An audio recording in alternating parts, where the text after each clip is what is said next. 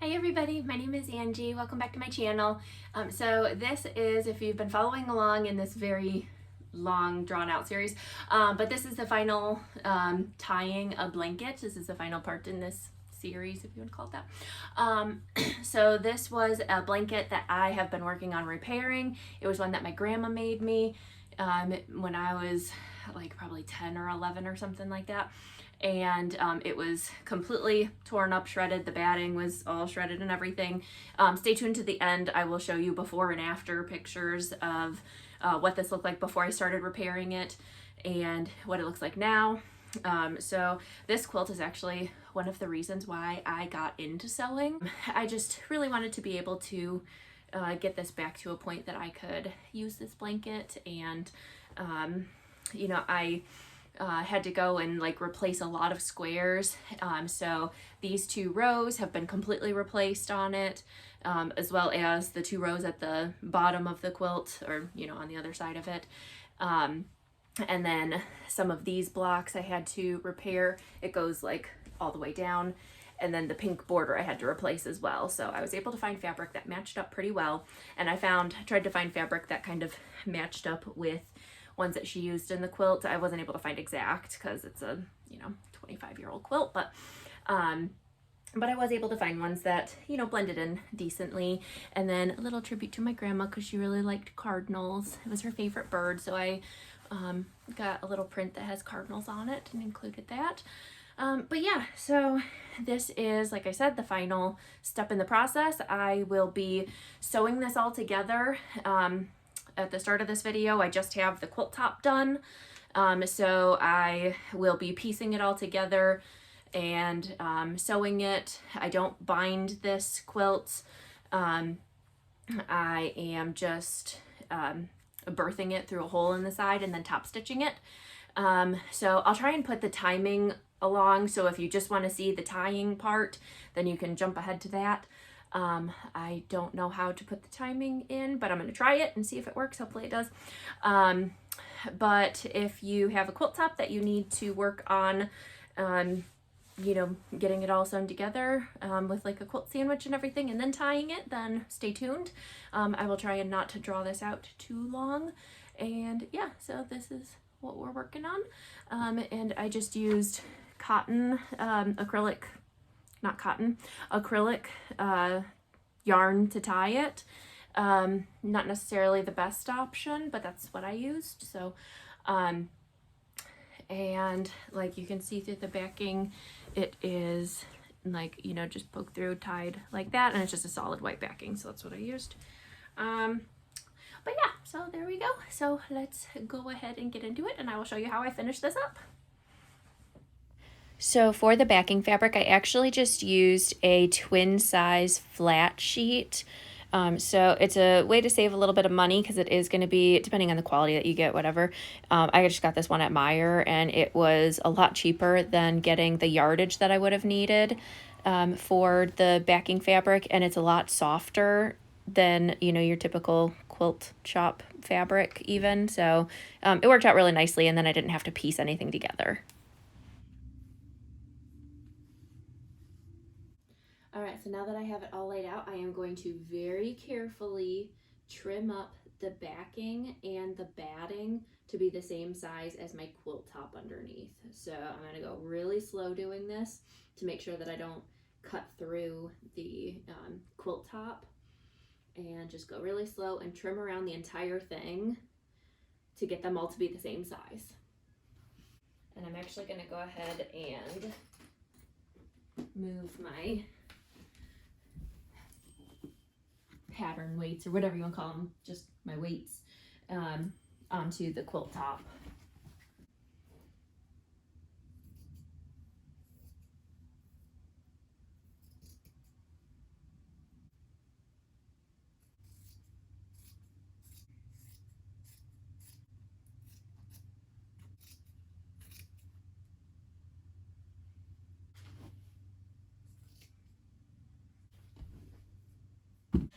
All right, so it is all trimmed up. So now we just need to go ahead and clip or pin. I'm just gonna go ahead and clip it all together. Just when I try and pin on carpeting, I always end up pinning through the carpet, and then, yeah. So, clips, that's what we're doing.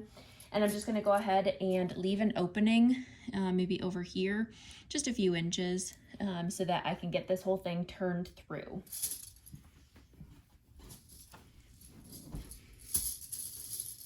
Hopefully I have enough clips. So I'm just gonna go ahead and do like, that's probably like 8 inches that I'm keeping open that I'm not gonna clip, and that's where I am gonna go ahead and turn this through. And then I'll just clip the whole rest of the way around. All right, so we have it all clipped all the way around except for the opening right over here. So now we can go ahead and take it over to our sewing machine, and we're gonna go ahead and sew around the entire outer perimeter at a 1/4 inch seam allowance. All right, so at my sewing machine, I don't have much of a bobbin left, so I'm just gonna use up what I have, and then I have a fresh bobbin already ready for whenever I run out of thread. And then I have my walking foot on my machine, so that'll just help all of the layers kind of pull through together at the same time. I feel like I left a really big opening here, but that's all right. And we're just gonna go ahead and come to our opening here that we had left with the clips, and we're just gonna back stitch and start going.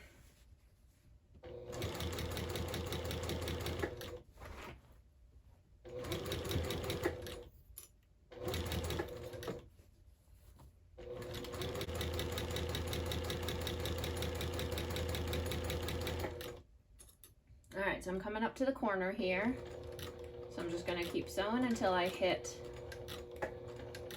a 1/4 inch away from the edge of the fabric here, and I'm gonna shift it with my needle down and just keep on going. All right, so I am back at my last clip here. So I'm gonna go ahead and I'm gonna sew a little bit further than what I had clipped. Not much, but just so there's that much less that I have to fold in. Ah, bobbin got me in the last 2 inches. I would have been perfect if I stopped where I said I was going to.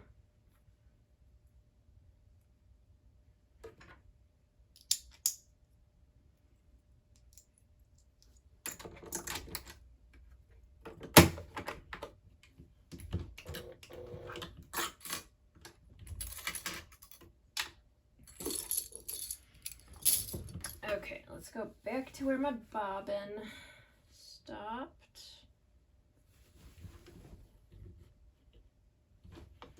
I usually do like 1 inch before that. Just back stitch there. And since I already pulled my clips out, let's hold those in place.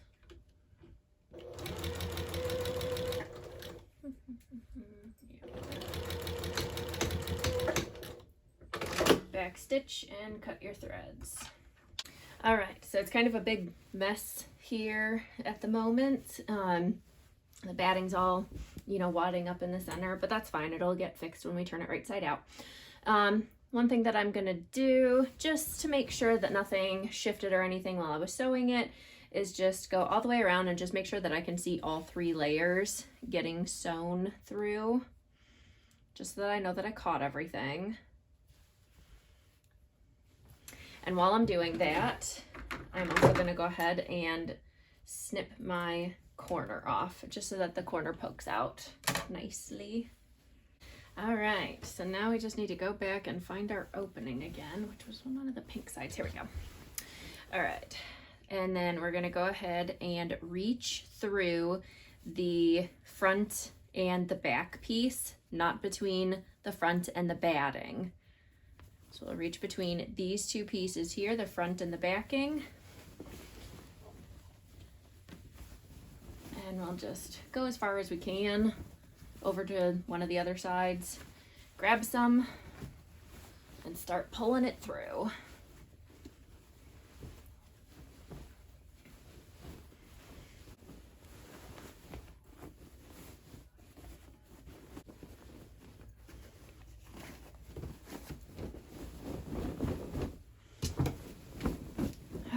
Okay, there we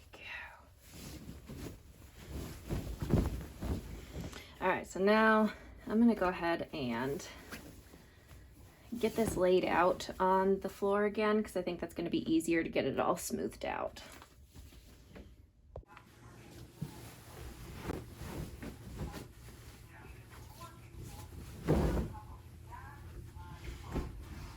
Okay, where's my opening? So I'm using my chopstick here to just reach in between the layers and poke out the corners. Don't poke too hard.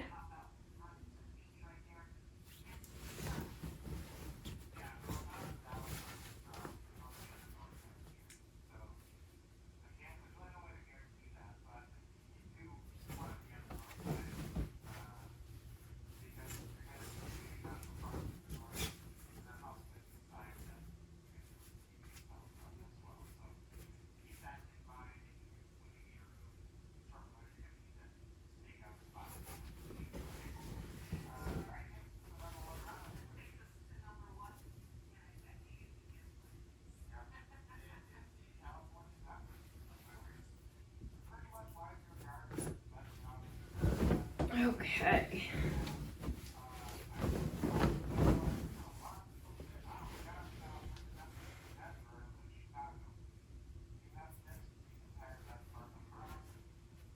So now is a good time. So I'm just kind of setting it out and just making sure it looks good. No puckers or anything.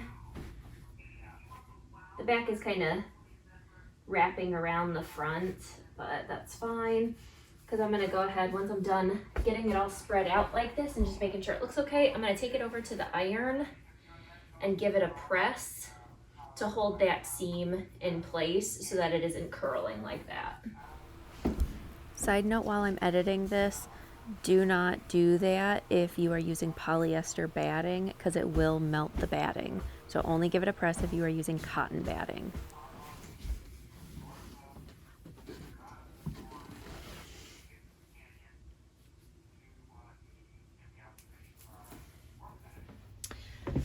Okay, just kidding on pressing the whole way around, because this is polyester batting and I just wasn't thinking. And the batting, you probably can't tell very much on camera, but like the batting on this is like very compressed and stiff now compared to the rest of this. I wasn't even thinking, I just wasn't thinking. So yeah, I realized that quickly after a few hits on here. So I'm going to not be doing that the rest of the way around. So I'll just have to kind of fold it and, you know, get the edges all nice looking as I go. So I'm just going to go ahead and start with my top stitching. And this is my opening right here. So I'm going to start just in front of my opening. And I'm just going at 1/8 of an inch seam allowance.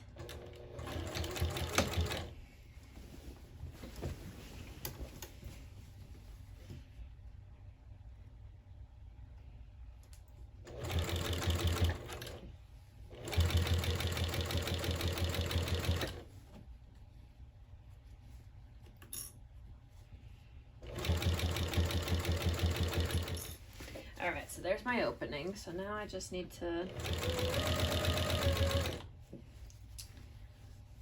just kind of roll the seam back and forth between my fingers.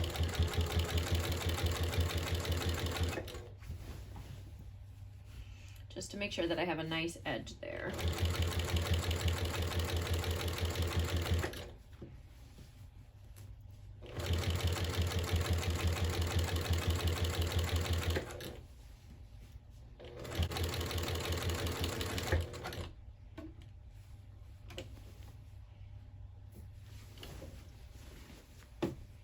All right, so now this entire side, I have not done any pressing on it. So I'm gonna go a little slower here and just do like maybe 1 square's worth at a time. So I'll come down to the next square and get it all rolled out nicely and hold it in place with my fingers.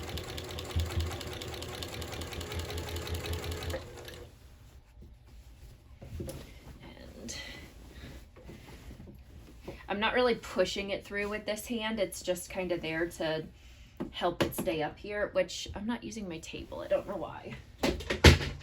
This would be helpful. Okay. So that helps with the shifting because it's so big, so it's like trying to pull around.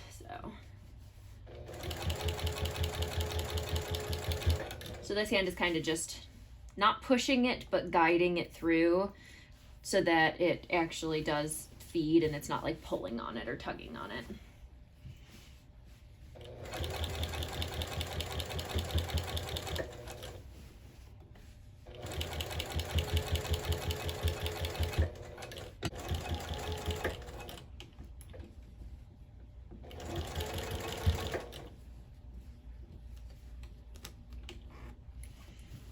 All right, so I am back at my starting point, so I'm going to trim my starting threads.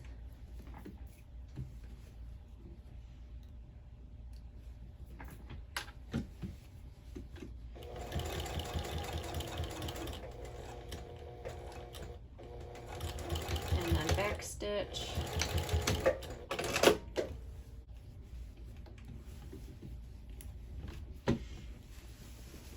All right, there we go.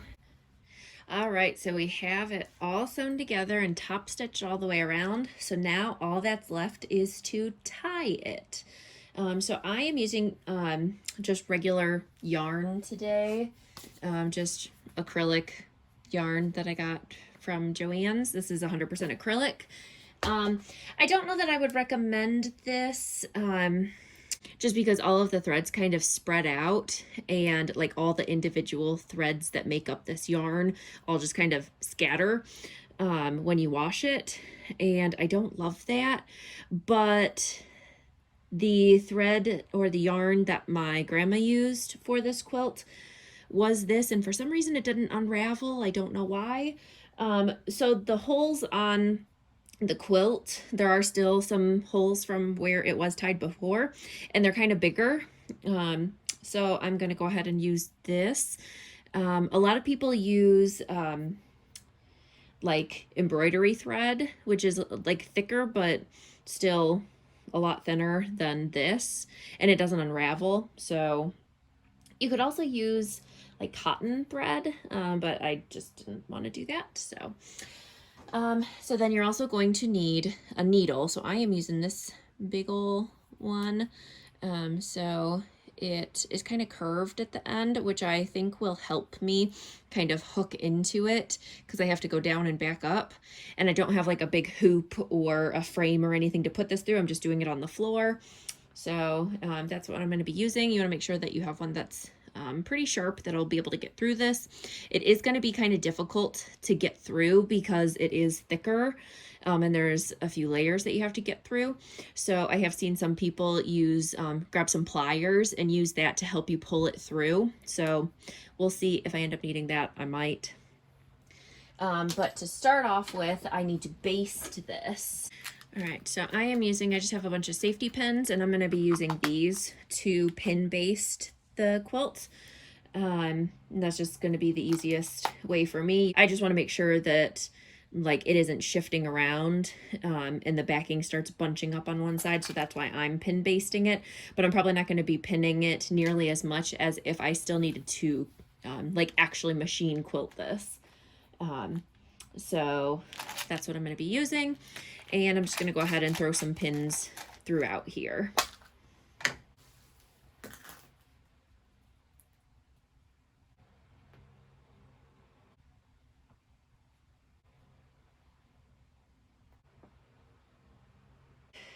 All right, so I went ahead and just pin basted like every third square. They're probably like a foot apart, but I think that's fine. I'm gonna try my best to not really be stepping on this. So now I just need to go ahead and get my needle threaded. So different ways that you can do this. This is a big enough eye that I'm just kind of shoving it through and it goes right on through. It does kind of unravel a little bit at the end, but if you're having trouble, if you have a needle threader, that would obviously be helpful. I do not, so. But another thing that you can do if you're using acrylic thread, you can go ahead and melt the edges of it and then just kind of give it a pinch and it'll flatten it enough that you can get it through here. So that is one tip. So now we just need to go ahead, and I have a nice little tail of yarn here. I'm going to go ahead and start working on getting this tied. All right, so you can see I already have a chain started. So basically what I'm doing is taking my needle, and I am just kind of gently holding it underneath just so that I can make sure that I'm going through all the layers. And I'm just at one of the little corners here. I'm going to go ahead and poke through. And then I don't want to go too far, but as close as I can to that hole, I'm just working on poking my way back through. And I do have a little, I don't have a good thimble. I don't normally need thimbles, but this is kind of difficult to poke through. I don't have issues once it's poked through, but okay.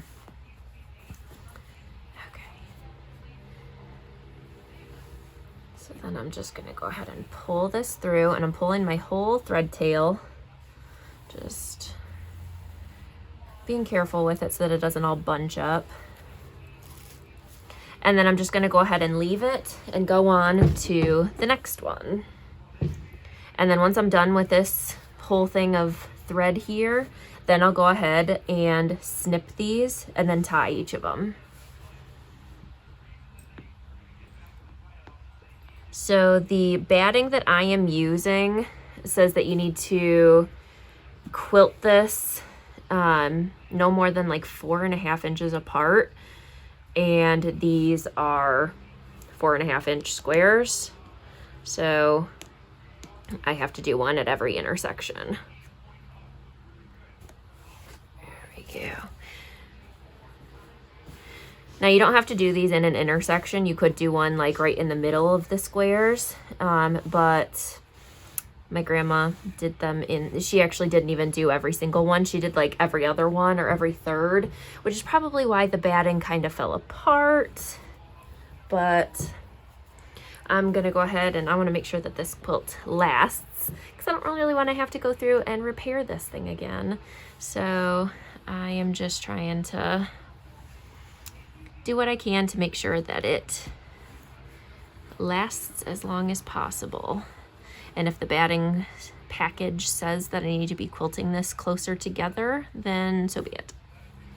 All right, so I got through 2 lines here.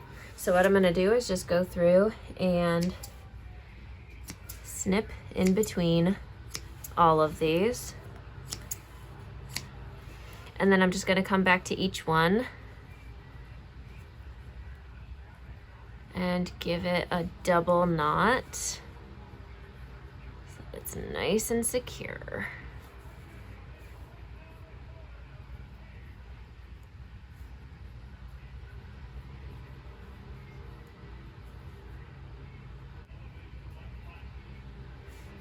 And then you can trim them up to whatever length you want. So I'm gonna do just about that, just like an inch or so. And then we'll just keep right on going. All right, so I'm moving on to my next row. So I went ahead and started off over here, and I went ahead and just tied it off already so that the very first one is anchored and I don't pull them all through. And what I did was just the first 2 rows that I already did, I went ahead and folded those up just so that I can reach my hand under without having to go under like a huge section of it, just so that I can feel and make sure that I am going through all layers.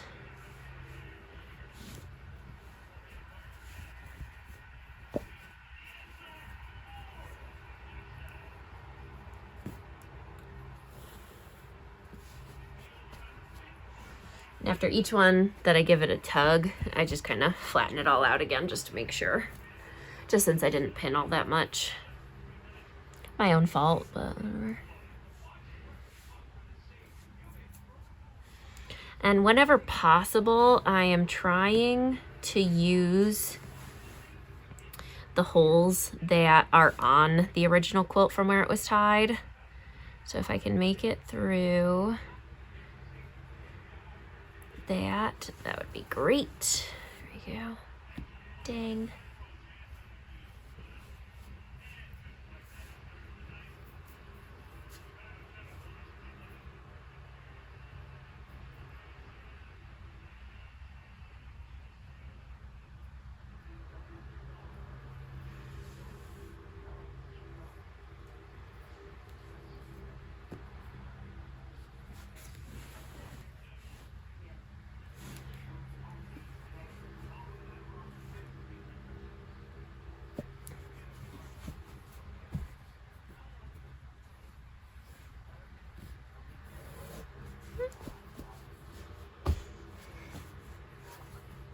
All right, well, there we go. You have no idea how happy I am to be done with this.